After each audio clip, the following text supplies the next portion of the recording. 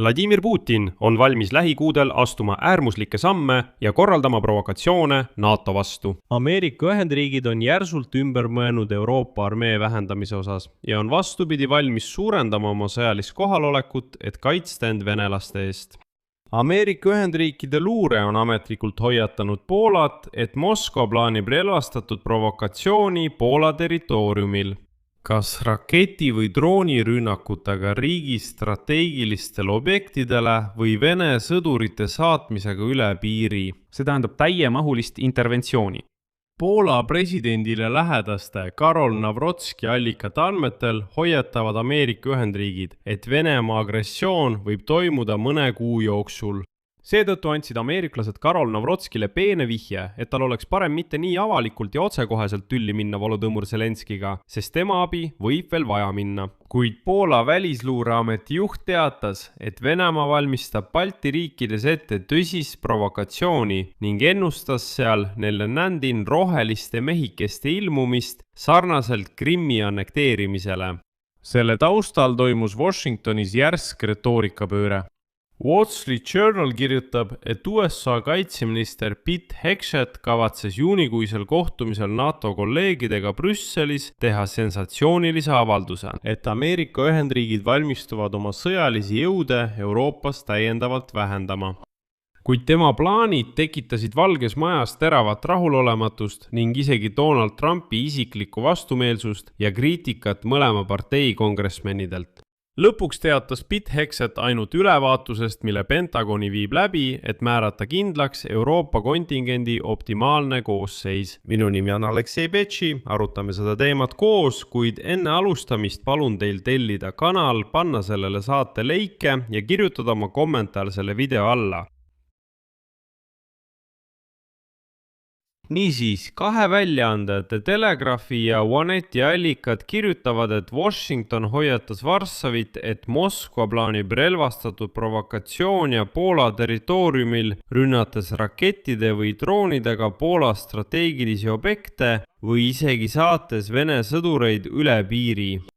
Selliste tegevuste eesmärgiks võib Ameerika luureandmetel olla NATO otsusekindluse testimine oma territooriumi kaitsmisel, samuti sõjaline eskalatsioon ja lääne liitlaste sundimine Ukraina abistamise peatamiseks.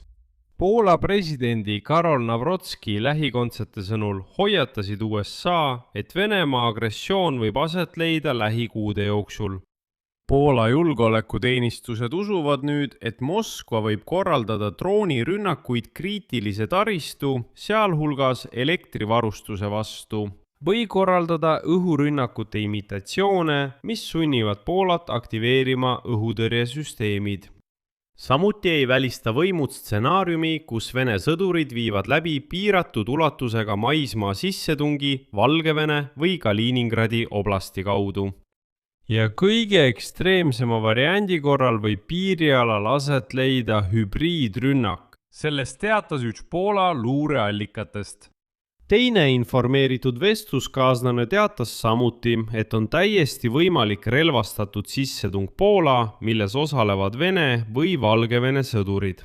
Allikate sõnul võib Kreml esitada oma tegevust kui väidetavalt tahtmatut eksimist Poola territooriumile, kuna GPS ei töötanud ja sõdurid eksisid ära, või päästeoperatsioonina, mille eesmärk on evakueerida helikopter, millel seal tekkis rike ja mis juhuslikult kukkus Poola territooriumile.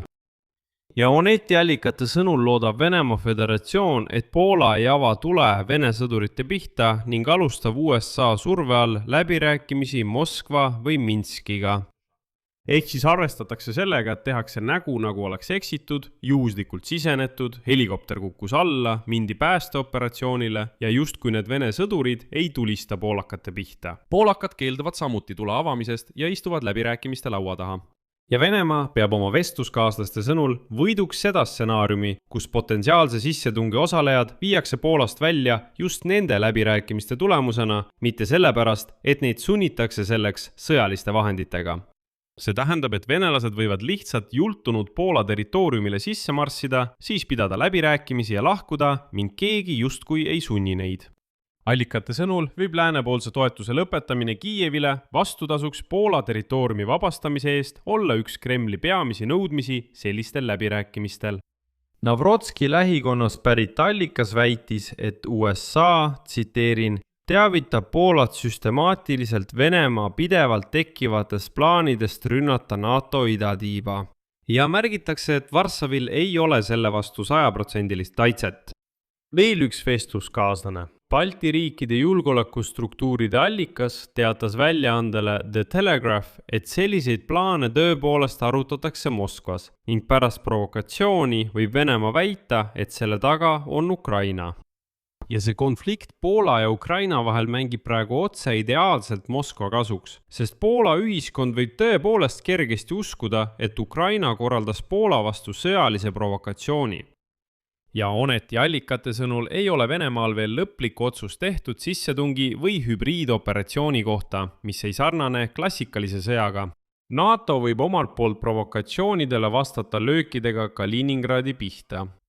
Ja selle taustal teatas Poola välisluureagentuuri juht Pavel Šota, et Venemaa võib proovida tõsiselt testida NATO valmisolekut talle vastu seista mõnes teises kohas, mitte Poolas. Tema veendumusel, arvestades kogu ohtude spektrit Kremlilt, tuleb tegutseda nii, nagu relvakonflikt Venemaaga oleks lähiaja küsimus. Tsitaat. Vene agressiooni tase on väga kõrge ja sõjalise vastasseisu oht on täiesti reaalne.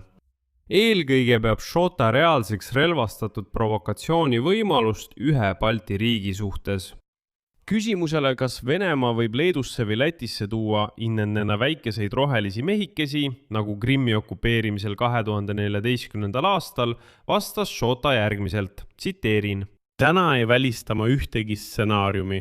Me lähtume sellest, et Venemaa provokatsioonid ja NATO tugevuse proovilepanekud, mida me juba näiteks Poolas näeme, jätkuvad kindlasti. Venelased jälgivad meie reaktsiooni.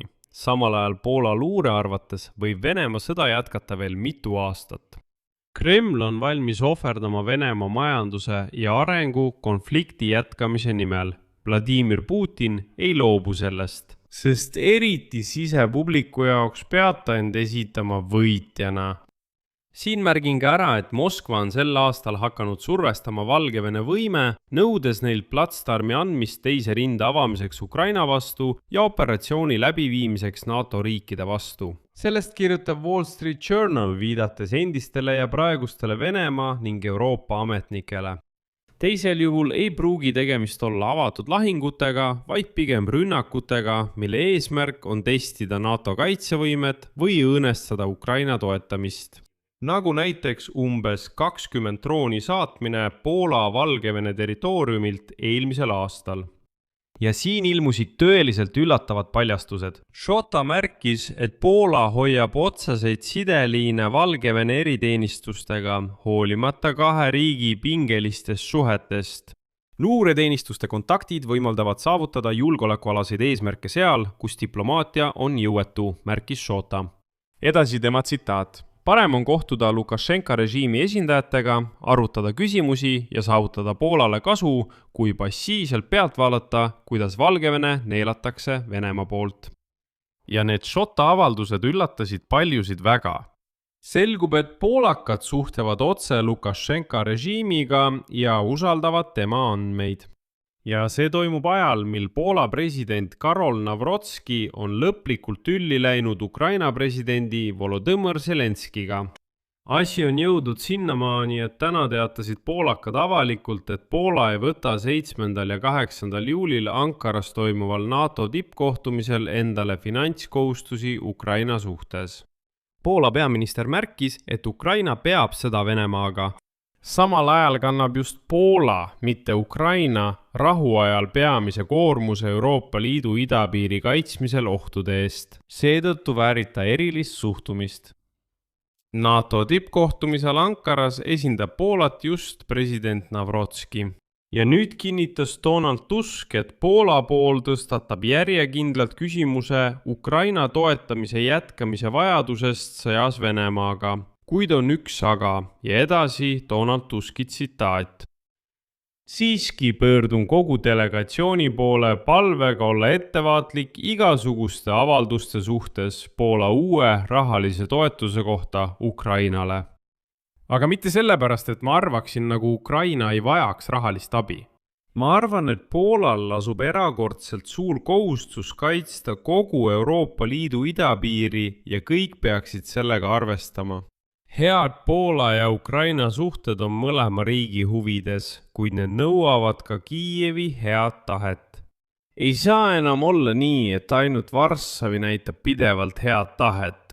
Tuline emotsioonide sõda poolakate ja ukrainlaste vahel oleks katastroof nii meile kui ka neile. Lisaks märkis Donald Tusk, et vaatamata viimastele vaidlustele ei tohi keegi unustada Poola strateegilisi huve sõjas Ukrainas. Järgneb tema tsitaat. Sõda jõuab otsustavasse faasi. Ma arvan, et keegi ei kahtle enam, et meie huvides on see, et Ukraina ei kaotaks seda sõda, säilitaks iseseisvuse ega satuks Venemaa mõjusfääri. Ma kutsun poliitikuid üles tegutsema otsustavalt rahvuslike huvide kaitseks, kuid mitte õhutama vastastikust vaenu. Suhetes Ukrainaga olge kindlad, kui see on vajalik, kaitske tõhusalt Poola huve, kuid ärge õhutage üksteise vastu, sest see viib katastroofini. Ameerika Ühendriigid on meelt muutnud ega soovi enam oma vägesid Euroopast massiliselt välja viia, vähemalt mitte sellises ulatuses, nagu mõned Valgemaja ametnikud sooviksid. USA kaitseminister Pete Hegseth kavatses juunis Brüsselis NATO kolleegidega kohtumisel teha sensatsioonilise avalduse, et Ameerika Ühendriigid valmistuvad oma vägesid Euroopas veelgi vähendama. Lisaks varem Rumeeniast välja viidud jalaväebrigaadile ja tühistatud tankibrigaadi rotatsioonile. Sellest rääkisid Wall Street Journalile olukorraga kursis olevad inimesed. Kuid Pete Hegsethi plaanid tekitasid Valges Majas teravat rahulolematust, Donald Trumpi vastuseisu ja kriitikat mõlema partei kongressi liikmete poolt. Lõpuks teatas Pete Hegseth vaid revisioonist, mille Pentagon viib läbi, et määrata kindlaks Euroopa kontingendi optimaalne koosseis. Nagu kirjutab väljaanne Wall Street, sattus minister Hegsethi plaan välisministri Mark Rubio kätte, kes on ühtlasi Donald Trumpi riikliku julgeoleku nõunik. Ja ilmselt Mark Rubiole sellised plaanid ei meeldinud ning pärast seda Pete Hegsethi plaan tühistati. President Donald Trump ise imestas varem Pete Hegsethi maikuu otsuse üle ootamatult loobuda Texases Hoomusbrigaadi Poola saatmises kavandatud 9-kuulise ülevaatuse raames. Nagu teada sai, helistas Trump isiklikult Pete Hegsethile, et küsida, miks ta nii halvasti käitus väärtusliku liitlasega.